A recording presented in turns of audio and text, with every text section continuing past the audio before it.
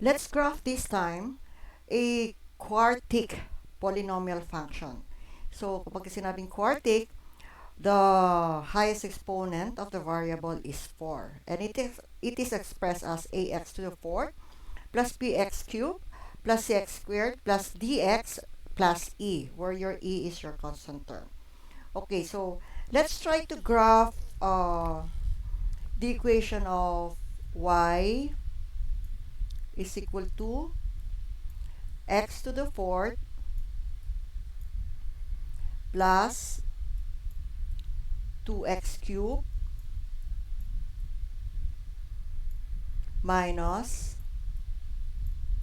4x squared minus 2x plus 3. Okay, so let's make a table of values here. Siyempre, unahin ko yung ito because this is the y-intercept. Diyan where is x is equal to 0, no? So, para madali tayo dito. So, lagay ko dito yung 0. Yung y mo is 3, positive 3. Okay, so ito yung equation. Nilagay ko na before ko pa in-start yung video. Anyway, so dito yung 1, 2, 3 na x. Dito yung negative 1, negative 2, negative 3, and negative 4 ng x. Okay, so what is y if x is 1, no? If x is equal to 1. So, substitute natin using this equation. So, it is y is equal to, yung x gawing natin 1. So, that is 1 to the 4th plus 2 times 1 cube minus 4 times 1 squared minus 2 times 1 and then plus 3. Okay, so this is 1 plus 2 minus 4, so that's minus 1, and then minus 2, that's minus 3 plus 3, so it is equal to 0. Okay, so if x is 1, y is 0. Okay, plot na natin. 0 yung x, 0 yung x. So, palitan muna natin to para makita ninyong buo. Okay, 0 yung x, tapos positive 3 yung y. Ayan, dito. And then, yung isa, 1 yung x, 0 yung y. 1 yung x, 0 yung y. Ito. Dito yung 1 ng x. And then next, kung 2 naman, no? If x is equal to 2, what is your y?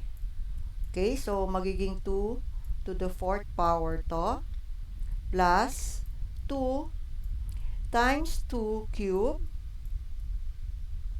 and then minus 4 times 2 squared minus 2 times 2 plus 3. Okay, tignan natin. 2 to the 4th power is 16 plus, syempre 16 din to, no? Parang another 2, parang 2 to the 14 to, no? Okay. And then minus 2 square is 4 and 4 times 4 is 16. So, 16 to siya. Pwede na natin cancel to, no? 16 minus 16. So, meron tayong isa pang 16. And then, minus 4 plus 3. Minus 4 plus 3 is minus 1. And then, so that's 16 minus 1. So, this is 15. Okay, so when x is 2, y is 15. So, tignan natin dito. If x is 2, y is 15. 15 is somewhere here. Okay. Yan na yan. This is 2, 15. Oh, understood na yan? Huwag ko na ilagay kasi baka maguluhan lang kayo pagka plinat na natin yung mga ano. Anyway, so, paano naman kung 3? Medyo tignan natin kung bababa uli siya or tataas, ano? Kung continuous siyang tataas. Okay, so, if x is 3, what is your y?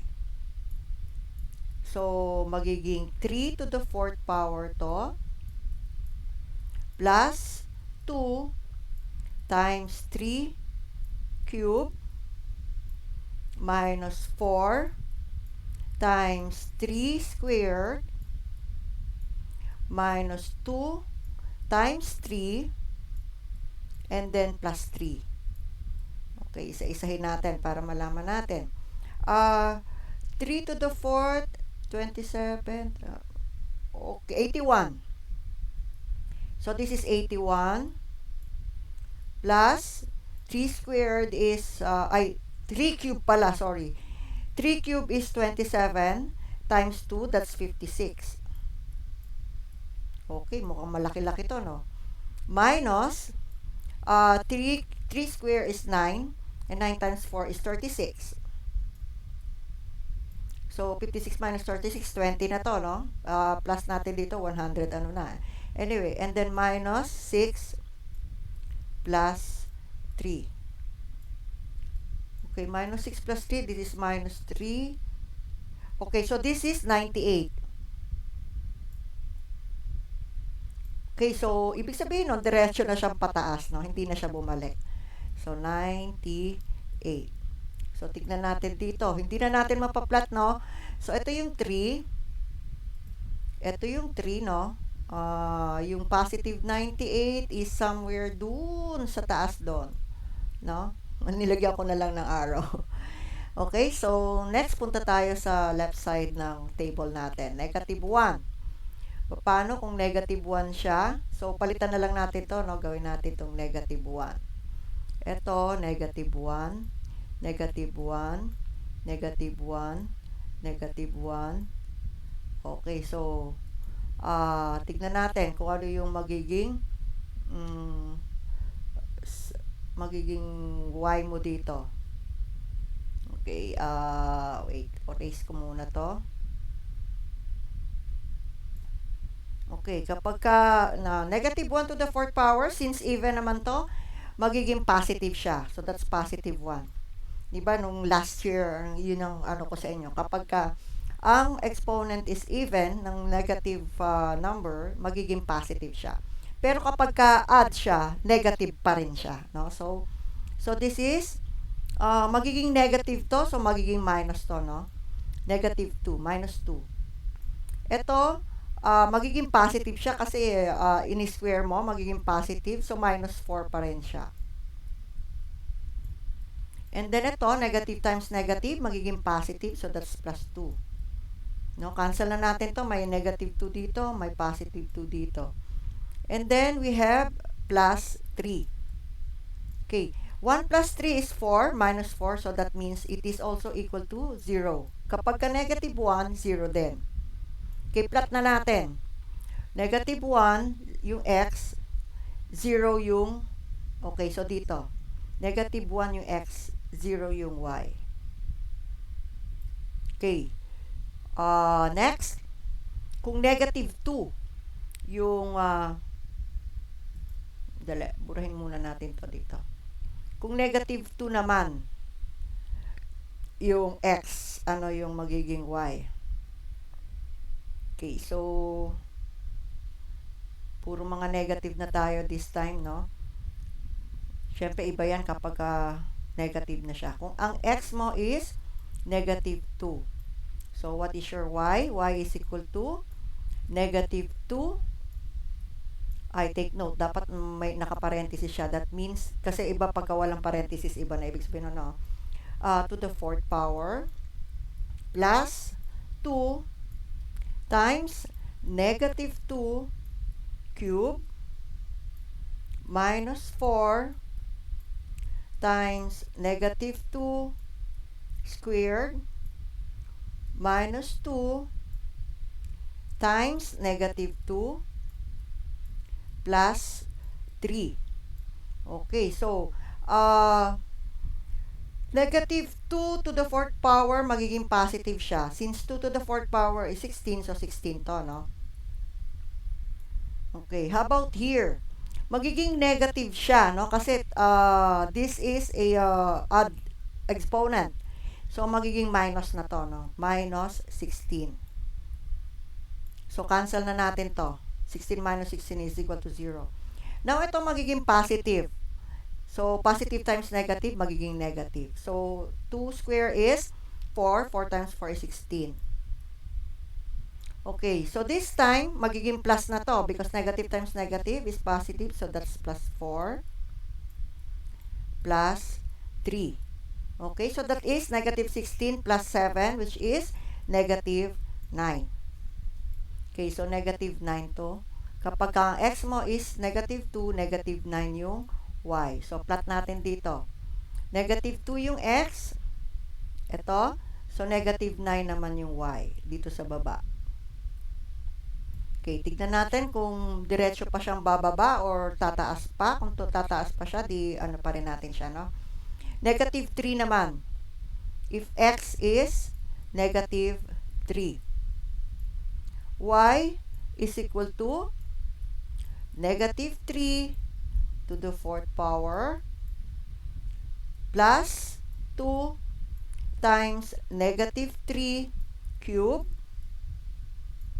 minus 4 times negative 3 squared minus 2 times negative 3 plus 3. Okay, tignan natin. Yung 3 to the 4th power is 81, no? Since odd naman yung ano, so magiging positive siya, 81. And then, ito, magiging negative, no? So, magiging minus to. Kasi negative yung isa, positive yung isa. So, 3 cube is 27 times 2, it's 54. So, minus 54 siya. And then, we have here, magiging positive to. So, this is, magiging negative pa rin. So, minus 12.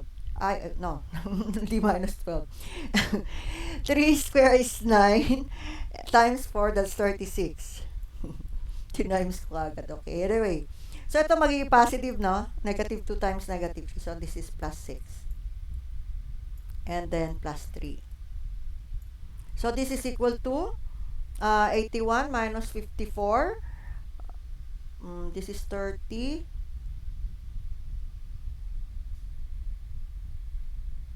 Oh, 0. Magiging 0 na siya. No? 0 na siya. If x is negative 3, 0 na bali siya. O, bumalik siya, no? So, mula dito sa negative 9, bumalik siya. Ito yung negative 3, 0 yung y mo. Okay? Then, next, tignan natin kung tataas pa rin siya, no? Sa negative 4, last na to. If x is equal to negative 4. Kung tumaas pa rin siya, that means yun na yun. Okay, so we have negative 4 to the 4th power. This is 256. Uy, malaki. And then minus 2 times negative 4 cube. Okay, negative 4, no, 16, 64 times 2. So, this is minus 128. And then, we have minus 4 times negative 4 squared. So, this is 64. Parang 4 to the cube lang to, no? So, minus 64. And then, minus 2 times negative 4 plus 3. Okay, so, this is plus 8 plus 3. Okay, compute natin. ito, 128 to. Kalahati kasi ng 256 is 128. 128 plus 8, 136, 139, minus 6, 64. Okay, 75. No? So, this is 75. So, when pataas na siya. Okay, so ano yung 75? Doon, dito. So, kung negative 4 yung x mo, dito banda yung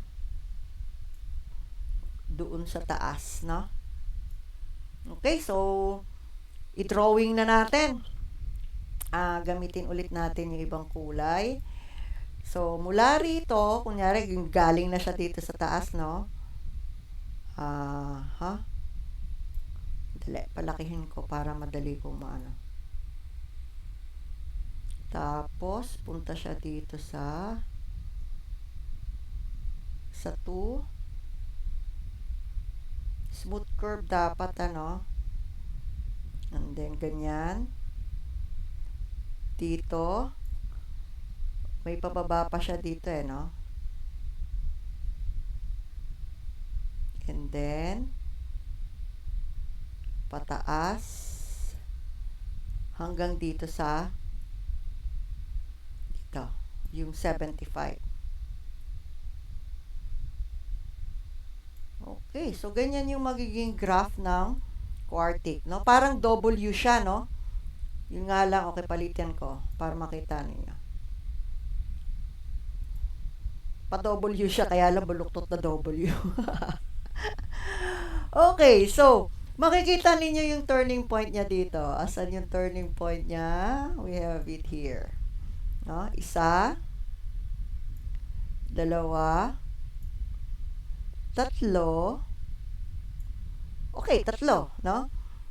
Now, ano na natin, i-describe natin ngayon according to dun sa mga pinapa-fill up ko. Okay, degree. Since quartic siya, degree niya is 4. X-intercepts niya. Okay, so tignan natin ulit to. Ano-ano yung mga X-intercept? It is where your, nakalagay nga dito, it is where your Y is 0. No? So, marami-rami to. Ito, yung Y is 0. Ito yung mga X-intercepts. Yan yung mga X-intercepts. Okay, so we have negative 3, negative 1, and 1. So, we have negative 3, negative 1, and 1. Ma'am, bakit tatlo lang yung y-intercept niya? Mamaya malalaman niyo kung bakit, no? Kasi 4 yung degree. Hindi katulad nung di ba, pagka quadratic, dalawa yung x-intercept. Pagka cubic, tatlo yung x-intercept. Bakit ito tatlo lang? Okay, so mamaya titignan natin. Dito sa y-intercept, syempre, kung ano yung x is 0, no? Kung ano, x is 0, so ito yon. Isa lang naman palagi. Pagka function, talaga isa lang ang y-intercept. So, ito yon, yung last, yung constant term ng inyong equation. No? So, this is 3. Madaling makita ang y-intercept, ano? And then, how about the domain? Tignan natin yung graph. Domain is the possible values of x. As you can see, nag-extend siya from dito papunta sa right at nag-extend din siya papunta sa left yung graph mo. So that means it is the set of all real numbers then, no? It is the set of all real numbers. Anyway, kapag polynomial function, it is always a set of any of all real numbers palagi, no? Yung sa range lang magkakatalo. Okay, so this time ano naman yung range niya? Tignan niyo yung pinakamababa or pinakamataas, no? As you can see, ito yung pinakamababa mo. This is negative 9. No? Dito yung hindi na bumalik eh. Ito yung pinaka-minimum, no? So therefore, dapat yung y mo from here pataas. No? So therefore, yung magiging range mo dito, y is greater than, dapat mas mataas siya sa negative 9 or equal to negative 9. So, yan yung magiging range niya, no? And then, ano yung mga factors? Ma'am, di ba yung sa cubic, ang kinuha natin yung factors, eto na mismo. So, since x is negative 3, therefore, x plus 3 yung isang factor. No? Kasi kapag ka-equal to 0 yan, yung y mo kasi, sabi nga natin, ito yung mga 0, kung y mo is equal to 0, then x is negative 3, kaya ito yon. So, yung factor mo is x plus 3, x plus 1, at saka x minus 1. Okay? So, bakit tatlo lang yung factor? Apat dapat to kasi quartic, no? So, hanapin natin yung isa. So, we have x plus 3, x plus 1, at saka x minus 1. According dun sa table. But going back to the graph, as you can see, dito, yung isang turning point mo, actually, dito na mismo sa where your x is equal to 1. No?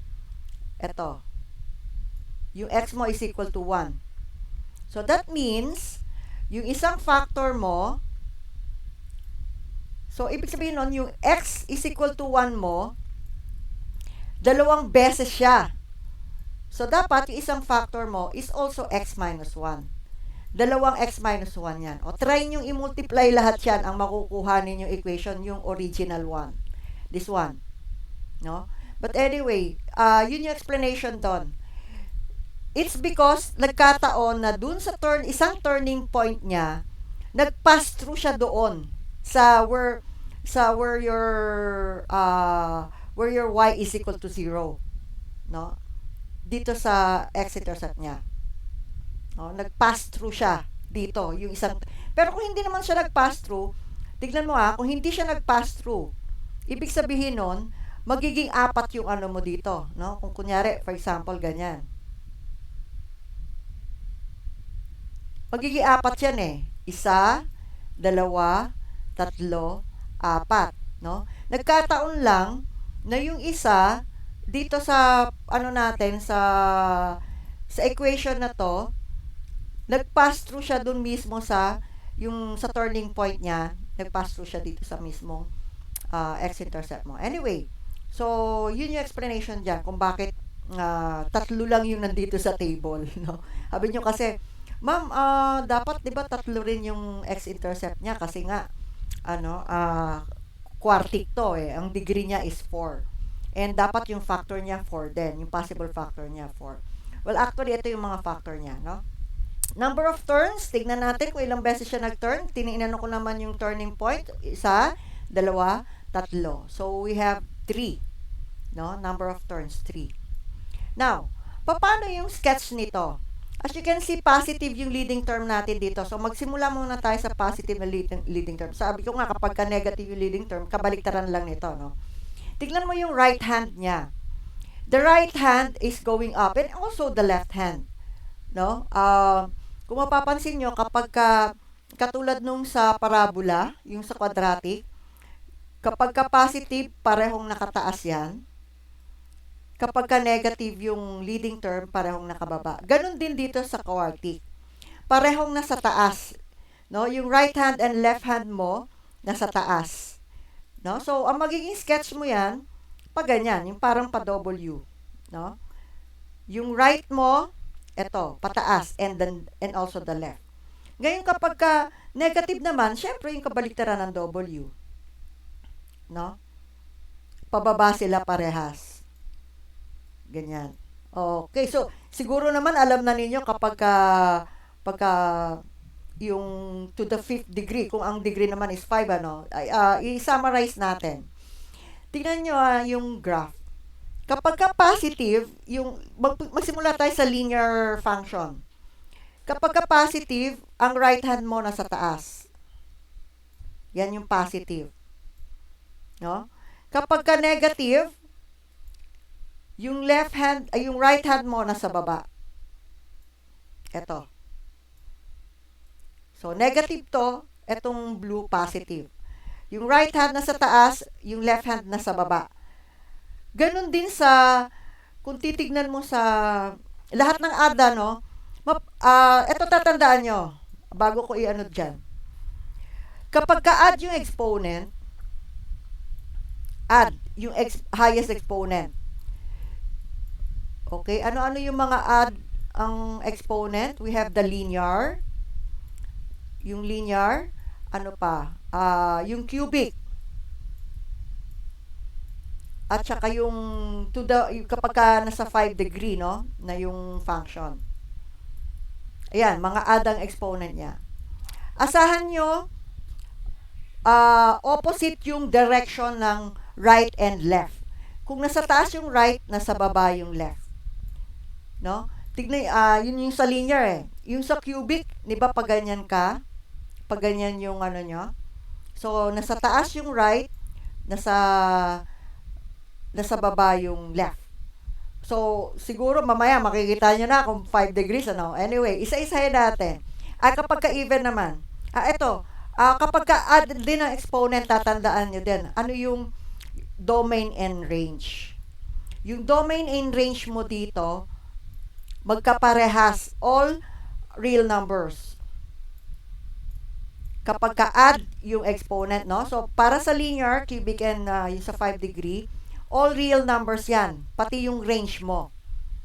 No? Kasi mag-extend siya on both, on opposite direction eh. Mag-extend sila sa opposite direction eh, no? Yung right hand mo tsaka yung left hand mo eh. Kapag ka-add yung exponent. Now, kapag ka-even naman, kung mapapansin nyo sa even, kung nasa taas yung right, nasa taas din yung left. Gaya-gaya yung left. Kapag ka-even yung exponent mo, yung domain and range, yung domain mo is all real numbers. Palagi naman yan. Kasi pagka-function talaga ganun. No? Domain is always all real numbers. How about the range? Yung range depende sa maximum and minimum point ng turning point mo. No? Kung mapapansin nyo dun sa quadratic kung ano yung vertex mo, ito yung turning point mo.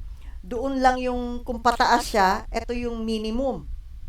Pataas dapat siya, yung ganun yung range niya. Kung pababa naman yung mamaya papakita ko sa inyo, no? So yung dito, ang right hand mo and left hand mo magkaparehas ng direction. Hindi katulad pagka-add, magka-opposite yung direction. Okay, isa-isahin natin. Ito nga yung sa line, di ba? Linear. Add to. Add exponent to. So, yung right hand and left hand magkaiba ng direction. Dito din tayo sa cubic. 'Di ba yung cubic natin pag ganyan, no? So magkaiba yung direction. Yung right hand mo nasa taas, that means this is positive. Ngayon paano naman kung negative, nasa baba naman yung ano. Okay, let's have another color here. Kapag ka negative naman, pag ganyan siya, no? Yung left hand mo naman ang pataas pagka negative. Etong right hand mo ang nasa baba. No? This is kung negative naman siya. Sa cubic to, 'di ba? They are extending on opposite direction. So kasi add exponent din siya kasi cubic. Now alam niyo na siguro kung ano mangyayari kapag ka nasa degree ng 5, no? So kung positive siya, manggagaling din sa taas. And syempre, ilan yung magiging possible intercept niya? Magiging, bilangin natin. Syempre, magiging 1, 2, 3, 4, 5. Kasi nasa degree ng 5, no? Dito sa cubic, ilan yung possible x-intercept? 1, 2, 3. No? Kasi cubic siya, nasa degree ng 3. Possible x-intercept. Kasi merong instances na walang x-intercept katulad nung kapag ka nag-floating siya dun sa it is above the x-axis or below the x-axis. Pwedeng mangyari kasi yon. So, pero yung maximum niya is 3. Hindi pwedeng maging 4 yung x-intercept niya. No? So, dito naman sa 5, hanggang 5 lang, hindi pwedeng maging 6. Kasi mag-extend na siya both on opposite direction na dito. No? So, yan yung kapag positive. Siyempre, kapag negative yung sa 5th degree, to the degree of 5, Ang right hand mo naman ang nasa baba, pag ganyan, no? 1, 2, 3, 4, 5. Yan, ganyan. Yung left hand mo ang pataas naman dyan. Yung right hand mo is ano. Okay, so paano yung ano, kapag ka even number yung like the quadratic, even number yung quadratic, 'di ba? Quadratic and quartic. Ang papansin niyo yung parabola nyo, pag pataas, that is positive, no? Ibig sabihin nun, ito yung minimum point, no? Kapag pababa naman, yun yung negative yung leading coefficient. Pagka sinabing leading coefficient, syempre yun yung nangunguna, no? It is where the highest exponent, ano, yung sa unang-una talaga, sa unang-una ng equation mo. So, ayan, yung sa parabola. Ngayon sa quartic, ganun din. Wait, sa parabola, we have two possible x-intercept. No? So, we have 1 and 2. How many turning point? Iisa lang. Ngayon naman, makikita ninyo yung magiging range niya, no? Hindi pwedeng lahat ng y. Ang magiging y mo dito, mula lang rito, pataas. O kaya kung negative siya, mula rito, pababa. In this case, yung y mo naman is less than or equal to dito sa vertex, no? Kapag ka negative yung leading coefficient mo. Anyway, so yung sa quartic naman, syempre parang W, no? Kapag positive yung leading term mo, manggagaling sa taas yung right. Okay, may W tayo dito. Ayan. Pataas din yung ano. Kung pataas yung right mo, pataas din yung left. And then, possible x-intercept, 4. Okay? Naging 3 yung sa example natin kanina, no? Kasi nga, dito mismo siya sa, yung turning point niya mismo, kung iuusog mo to dito, no? Yung turning point mismo, nagkataon na sa x-intercept mismo. Okay, so, yan yung pagka-positive yung, pero pagka negative naman yung leading coefficient, syempre yung right hand mo nasa baba, manggagaling, no? Pag ganyan. Okay. Ano yung magiging range? Syempre depende yun sa sa minimum or maximum point, no? Kung kunyari uh, uh, wait, erase muna natin to. Ay, katulad nitong sa example natin sa kanina. Ito yung pinakamababa, no? Pataas kasi siya eh.